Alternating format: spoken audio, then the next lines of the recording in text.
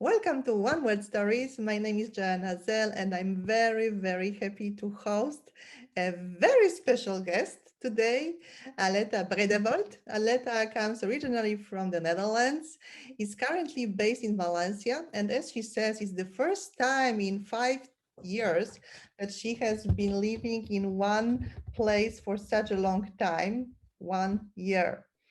Before, she was moving around mainly in South America, in Guatemala, Colombia, Peru, Bolivia, Ecuador, Belize, and also in Mexico. In Mexico, she also did her indigenous studies, and currently, Aletta is the manager of people and projects at the Nomadict.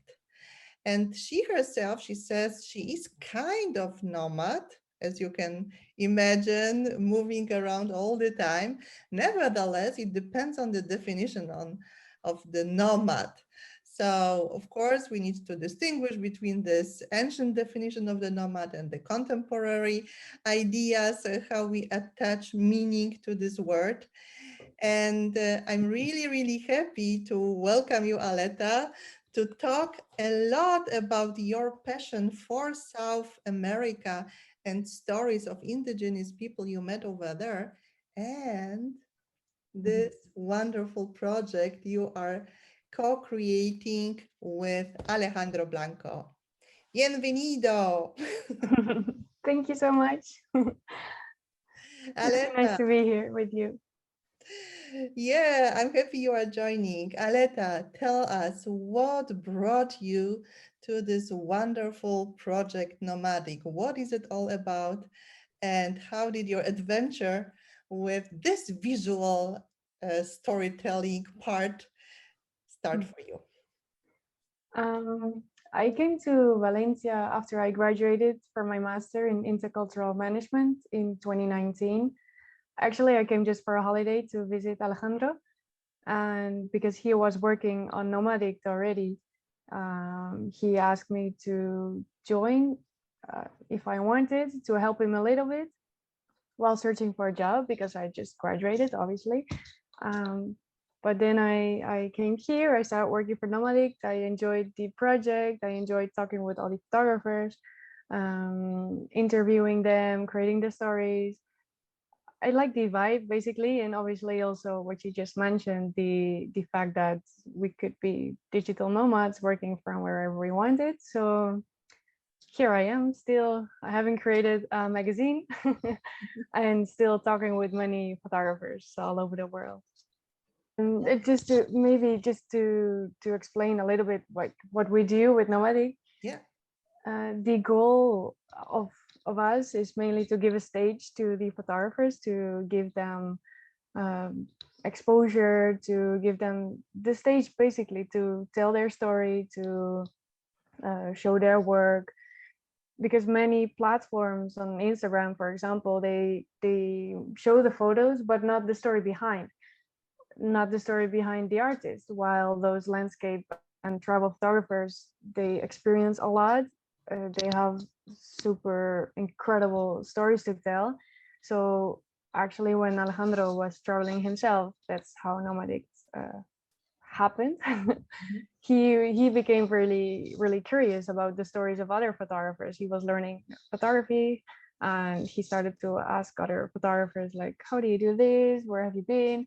And then he started to share those stories out of curiosity, and that's how Nomadic developed and into what it is right now. And we still provide the opportunity to those photographers to share their work and to grow as a creator and a professional.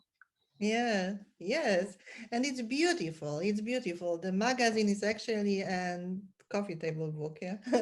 So you Yes. can imagine that it's really high quality paper with wonderful pictures from around the world. And it was, of course, very, very challenging for all these people to take such amazing pictures, especially during these challenging times, during the Mm. pandemics. So what were the learnings actually for you from the conversations with photographers, from all over the world, but especially those who are this, global nomads in the contemporary meaning. Mhm. And at one point, just realized, okay, traveling is not possible any longer. Mhm. Well, first of all, in the big context, what I've learned from all those conversations with these photographers is that uniqueness is super powerful. Everyone's always saying, yeah, everyone is unique, everyone has their own vision. But when you talk with those photographers, you can really realize that everyone has their own vision. They can take a photo of the same spot, but still edit it in a very different way, because how you interpret a scene or a situation is very, very personal. So when talking with them, I really realized that believing in your own uniqueness is really powerful, and um, the strength of those photographers, especially during these times, is really admirable. Um, as a travel photographer, they need to travel to create content and uh, to have jobs as well. So many photographers, they got jobs that were canceled, trips were canceled. So you can imagine how lost they could have been, though many of those found found a new purpose of going local, traveling local, shooting places in a unique way, that in a way that they have never looked at the place before. So searching for those little details in a scene that they have seen, I don't know, a million times already. So that's also really related to tourism, how tourism can impact the global warming. And now uh, encouraging people to travel local is has been really inspiring, and sharing those stories with others. We hope that um, that other people feel encouraged as well to discover their own environment instead of always going far. Yes, yes, definitely, yes. Definitely, yes. And yeah, of course, we need both. We need both. And everybody's talking about getting to, let's say, this new normal. Yeah. Mm, Whatever it means. And of course, we are going to compromise many, many times. What I admire about the project is that. It brings not only this beauty of landscapes around the world, but also the beauty of people around the world. And mm, this is also this one chapter where you actually edited a fantastic article, wrote and edited a fantastic article about another aspect of nomads. So not only this global nomads in the digital sense, but also the photographers who consider themselves global nomads and still go beyond and join communities of nomads in different parts of the world, in India, in Pakistan, in Mongolia, in many, many South American countries, and depict life of those nomads over there. What were these highlights for you when you looked at the pictures and also listened to the stories behind? mm. Yeah, for me, that was a really special project because it's something I feel really passionate about. And although as Nomadic, we focus more on travel and landscape photographers, I really wanted to include an article more specifically focused on culture, because many photographers in the stories and interviews that we do, they speak about uh, how great it is to discover new cultures, new countries, seeing new traditions, trying new foods. But culture goes really deep, and especially when you meet those indigenous communities, which I also did while traveling in Latin America. There's so much more behind and such a deeper understanding of culture that you could have. So I really wanted to interview some indigenous photographers portrait photographers, and from those ones I really learned by interviewing them how special it is to get involved with those communities, because they are very close communities. So to for them to actually accept you and receive you is it means something. And yeah, interviewing them really showed also the connection with nature that they have, the knowledge that they have, that we're today, and considering climate change and global warming, tourism, all those topics. It's really important, the knowledge that they have that we do not know. So from that, I also learned what is being ignorant. Actually, are we ignorant, or are those indigenous people ignorant? Really depends on how you look at it. Yeah. Can you share a moment when you realize, oh, it's really, about even bringing danger to the community when we, yeah, just jump into their life, so to say, enter their life without any other reason than just for touristic reasons. Mm-hmm. Yes. So those communities, because they are very secluded and very remote, there are many diseases, for example, that they don't know. And when tourism comes close to those communities, or people search for those communities by themselves, we have to be really careful, because we don't think about it, but we can bring them diseases that they have never known. And considering their way of life, they are probably not resistant to those diseases. And in addition, they are, that's one thing I learned from them, they are super strong, they are super dedicated to their traditions, to their culture, to their community, to keep them, their community alive. And when tourists are coming, or the tourism industry is coming closer to them, they get kind of an interest also in making money, in the economic value of the industry, and how they could um, yeah, maybe grow or protect the community by making money as well. But at the same time, money has never been the main drive for them. And personally, while interviewing them, and while talking with those communities, I really realized how um, modern, or how technology has influenced us, and uh, how we have alienated from what was, from nature, from tradition, from beliefs, because basically having beliefs is what keeps those communities thriving. And nowadays, and with the globalization, we are aware of so many beliefs, so many different paths that we could follow, or um, different ways of living that are possible, that we kind of get lost in all the possibilities, while they are sticking to their tradition, to their religion, to their spirituality, to their um, habits and rituals, which is why they, in my opinion, are really really strong and really courageous. Hmm. Yeah. Can you share a moment of, this highlight, so to say? So a really very impactful experience for you when you were also visiting the indigenous people in Mexico. Mhm.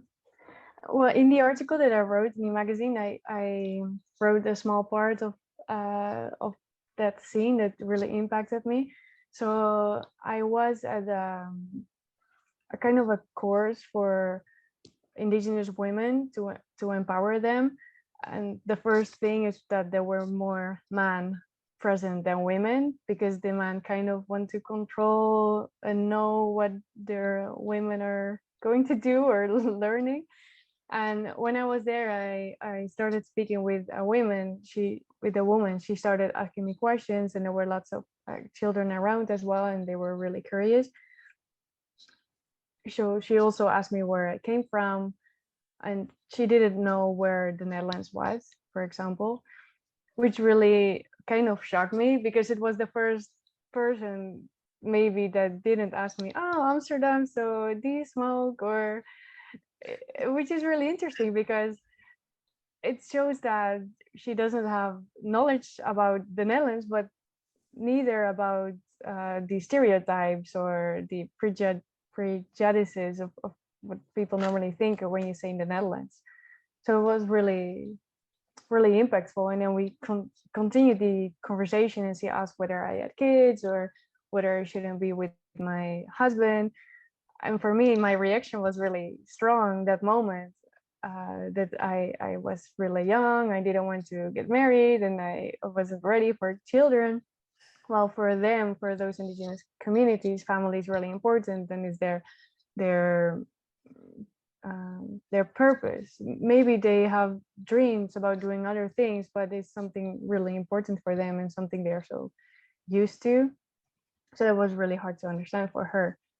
Uh, and that really got me thinking about what is normal um, for her, what is normal for me, what important, what values are behind the way that I responded to her, and the way that she was asking me those questions. And at the same time, the children were playing around and touching my skin and asking me why my hair was yellow. It's really beautiful to see how people react if it's one of the first times seeing a stranger so close to them, and the natural curiosity. So Yeah, yeah, wonderful. You are just emphasizing, what actually happens when someone has got no clue about the cultural background of another person and doesn't bring this backpack filled with presumptions and stereotypes, maybe even some prejudices. Yeah, mhm, it's also part of the game. Sometimes, when we talk about biases, it's also, yeah, something that as soon as we control them, or let's say are aware of them, that unconscious biases become conscious biases, we can do something about it. Nevertheless, still there is this huge palette, this huge fan of unconscious biases that mhm, drive our behavior and yes, are quite important. mhm. So this is really interesting to hear how such a conversation takes place with someone who doesn't bring this backpack and how you Yeah. perceived it. And yeah, No, I just wanted to add that for me that time was really kind of shocking because she also said that, well, she was like cleaning the house and taking care of the kids, and that we from modern countries or rich countries are just traveling everywhere. And it really got me thinking about um, uh, privilege as well, and how um, not by choice, but how colonialism has influenced the concept or construct of superiority, and how actually how unfair it is. And you can discuss about that for hours. Obviously, and there are many other influences, but I didn't want to feel sad for her when talking with her, because they have, that also indicates a kind of superiority. No, if I feel sad for her. And then when I started learning much more about indigenous communities and their knowledge and how important they are for sustaining the earth and medicine as well, and well, so many things, I really realized that I myself also have this idea of superiority in my mind without even knowing. So that was kind of a slap in my face. I didn't like it when I realized that, and then I started actively working on it as well. There's so many assumptions and thoughts that we have that we don't realize that are uh, based on privilege, basically. yeah, Yeah. Mm. And when you are talking about this world of obviousness, yeah, because this is exactly what is really striking about these descriptions. I would like also to go back quickly to the Nomadic project Mhm. and to give spotlight to the female photographers, because this is also this a question of not only privilege, what it's so obvious for men that it's okay to travel around the world and to take pictures, and nobody really asks whatever questions. It's not the case for female photographers. Mhm. What was your perception when you listened to the stories shared by the female photographers? I knew that female photographers were underrepresented in the outdoor photography industry. Like how brands, when collaborating with brands or businesses, how they treated her in certain campaigns, that she got a pink camera, for example, or that for the shooting she has to stand next to a guy that didn't even know how the camera was working, but he was supposedly the photographer. um, those kind of things are really I don't understand them, because in my mind there's no reason for that. Having traveled myself, I know that women can be super brave as well, and really uh, and are not afraid of challenges or dirt or anything like that. So being a woman, I also really feel um, empowered by that, and I want to give the woman a voice through Nomadic. We want to amplify their voice, their stories, to encourage other women to do the same, and to not be afraid of taking the step. Um, we are now also talking with an NGO. It's the Wildlife Collective. There are some women part of that. We want to organize some webinars just for girls to talk about it, to help them deal with the situation, with the circumstances, how they can themselves overcome the barriers, and stand up for themselves. Hmm. Yeah, yeah. So female empowerment. Uh, Yes. yeah, what And we it have to feels call really it. good to it feels really good to be able to support that, to give a hand, to give a stage for the female creators. And I mean, I know that they are really good, and they can do it by themselves. They have a voice as well, but having a platform with so many followers, and making a magazine, we really wanted to use the influence that we have to show that women are incredibly strong and amazing creators too, and that this is a topic that should be discussed. Hmm. Mm. Yes. Mm. Yes, definitely, yes. Especially when they are underrepresented and it's not so obvious, yeah, that Mhm. it's also a wonderful possibility to travel the world, be creative, and really earn money with it. So to have this as a profession. So because many of the photographers you are interviewing are really professional photographers. Yeah, they made their dreams come true and uh, Mhm. turned to professional photographers. Yes, Wonderful. from the interviews that are in the magazine, yes, but many of the stories are photographers that are just starting, or even doing it as a hobby. And Mhm. it's exactly one of our purpose, that we want to encourage those small creators as well, because they have the stories that they have to tell are equally valuable and equally worth to listen to, compared to those photographers that are big on Instagram or in general. Yeah, yeah.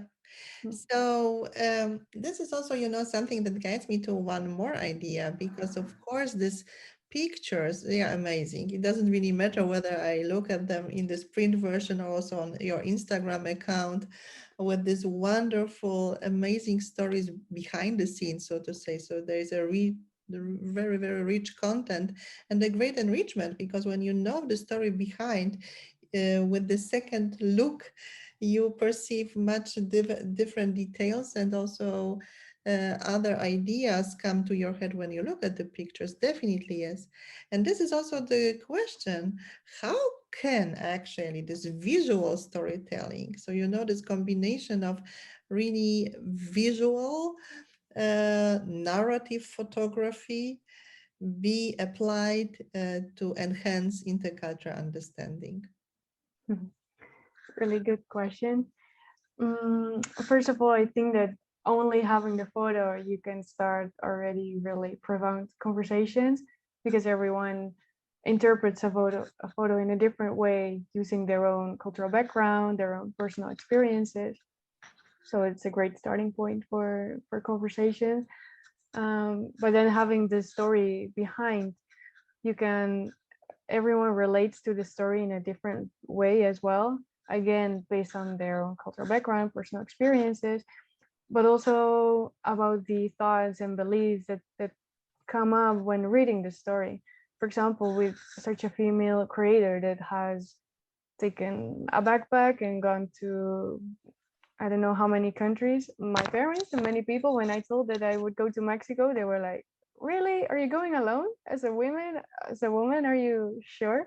So that is still the first reaction that comes up, but it doesn't have to be like that. So also when reading those stories, and photographers are talking about an assumption, a belief, or an experience, or how they approach certain situations, everyone relates to that different and has different thoughts about it. So that's also a really powerful tool, I believe, to talk about and to investigate where those beliefs or thoughts come from. Yeah, yeah. We've been talking so much about, this intercultural aspect, and also about female empowerment. I would like Mhm. to bring one more voice from the photographers in the book. This time it's a young man, Manoy Guriar, who says, "My philosophy is to stay Maluk and Mhm. do what makes you feel alive." Mhm. Yeah.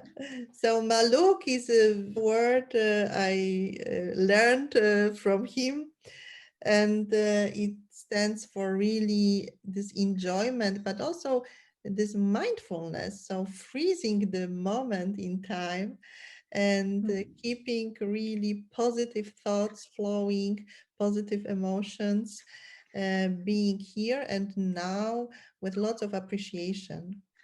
Mhm. And when I asked my guests here in the One Word Story series, what is the word that offered them guidance also through this really tough time, they come with many, many different ideas.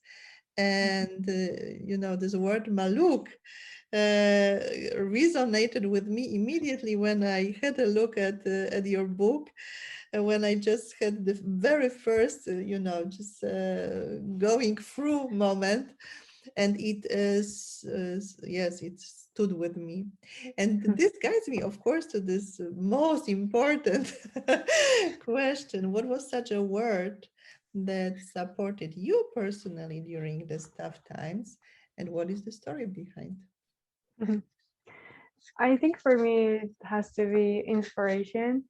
We use that word a lot, but for me personally, it remains really powerful. It never loses its power, because it's just there. Like writing all these stories, sometimes they look kind of similar. They quit their office job, they take their backpack, and they throw themselves into creating a living out of photography.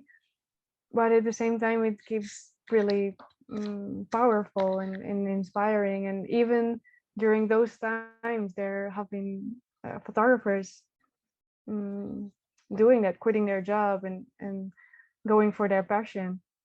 So passion, I think, is a word that is really related to inspiration as well, or as a word that has been important for me, or that defines nomadic, I would say, because I think passion is that thing you need to eventually leave your comfort zone, step out of your comfort zone and do what you dream about, what you actually would love to do while you are doing something that you don't really like. Doing all those interviews and speaking with those photographers has been really inspiring for me personally too, because you relate to it to one way or another. You see how brave and courageous other people are. And with the intercultural nomad article, when interviewing those people, really empowered me personally as well to learn more about it, to see how important photographs can be for education as well, for spreading the word about different ways of life all over the world. Talking about intercultural sensitivity, I think it's a great tool to help people learn about those topics as well, about those communities that are so far away from the big cities and modern society, so to say. So I've been inspired with every single interview, I would say. Yeah, yeah. Wonderful. It's really one of the most important, you know, aspects of our work as interculturalists also, to inspire people to trigger curiosity and to make them hungry for the world, so to say. And Mhm, I'm convinced that with visual storytelling, it can be a very, very rich process because, you know, we can just apply these visuals and in this case, photographs from different corners of the world as a starting point for fantastic conversations. So not only to interpret the pictures and not only to work really with them as sources of beauty, so to say, and of content about different cultures and different landscapes, but also as inspirations to dive into sharing stories. Oh, this is really very, very powerful. Aletta, how does the journey go on for you with Nomadic? Well, we continue interviewing photographers, spreading their words, their art, because actually I I see life kind of as art now. Having worked with them, there are so many unique photographs, and they always say like with when they find their own style, it's when they really recognize art is for everyone. It's really subjective, and when they start to dare to just do their thing without really caring about what other people think, um, I try to think about our life as art as well. That we should do our thing as how we want it, not being not living too much according to the shoulds, but more according to our own vision and what we would love to do. Um, and we would like to continue spreading the word and continue interviewing the observers, keep inspiring people, at the same time educating people through stories and through photographs, giving information to the people about certain countries, certain places. We are very into climate change and informing people about that through photography. At the same time, wildlife is also a topic that we dive every time a little bit more into, to spread awareness also about endangered wildlife. And it's really great to work with specific photographers to touch upon these themes and to see how activist they are, how passionate they are about protecting the planet or animals or indigenous communities. So what I hear is that many of the photographers are at the same time story activists, and this is how you Mhm. support them as well. Mhm. Fantastic plans. I wish you lots of maluk for all your plans, lots of joy with all the projects, and of course, fantastic conversations with Mhm. photographers around the world. Where does the next travel take you? Well, we are flying to Greece tomorrow, actually. We are going to use it as a holiday work trip. We will be working from there as well, since we are digital nomads, as we Yeah. were talking about before. And we are going to meet several photographers there as well. Wonderful. It sounds fantastic. Eucharisto in Greek. So thank you very, very much for joining us and enjoy. Take care. Thank you so much for having me, and it was a really nice experience talking with you about, Thank you. well, Thank you, the Aletta. project. And greetings to Alejandro. Bye bye. Bye bye.